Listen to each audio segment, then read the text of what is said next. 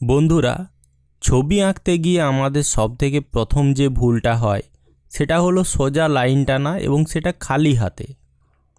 আমরা খালি হাতে সোজা লাইন টানতে পারি না, আমরা স্কেল ব্যবহার করি।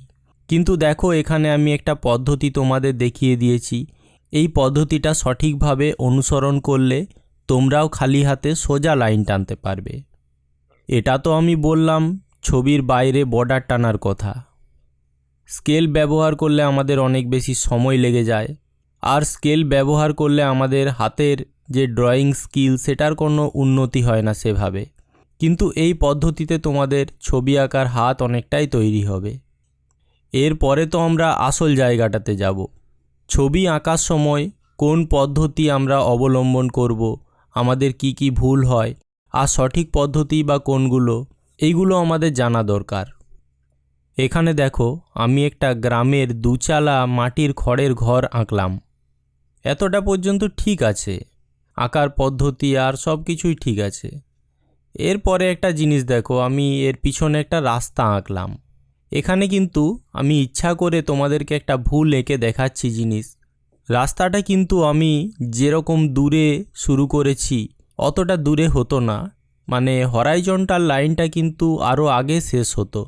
না হলে কিন্তু ঘরটার যে মেজারমেন্ট সেটা ভুল হয়ে যাচ্ছে। অর্থাৎ এই ছবির পার্সপেক্টিভ ভুল আছে।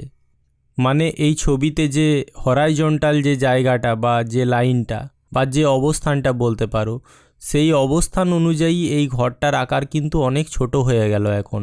প্রথমে কিন্তু ঠিক ছিল আঁকার সময়। তো এটা একটা আমাদের ভুল। এই ভুলটা ঠিক করার জন্য আমাদেরকে কি করতে হবে? আমাদেরকে ছবি আঁকার সময় প্রথমেই একটা হরাইজন্টাল লাইন মনে মনে ভেবে নিতে হবে, বা পাতাতে দাগ দিয়ে নিতে হবে হালকা করে। সেটা অনুযায়ী আমরা পরিমাপগুলো করব সমস্ত কিছুর, না হলে কিন্তু ভুল হয়ে যাবে। এই ছবিতে আমরা যদি এটাকে হরাইজন্টাল লাইন হিসেবে ধরি, যেখানে দূরের গাছপালাগুলো আছে, তাহলে সেই হিসেবে করলে কিন্তু আমাদের এই ঘরটার আকার আরও অনেকটা বড় হতো। তোমরা বুঝতেই পারছো ঘরটা অনেক ছোট হয়ে গেছে। তো এই ভুলটাই আমি তোমাদেরকে করে দেখালাম আজকের ভিডিওতে। তো আজকের ভিডিওতে তোমরা একটা ভুলের মাধ্যমে সঠিক জিনিসটা শিখতে পারলে আশা করি। তাহলে তোমরা যেটা আঁকবে তাতে যেন বাড়িটা আরও বেশি বড় হয়।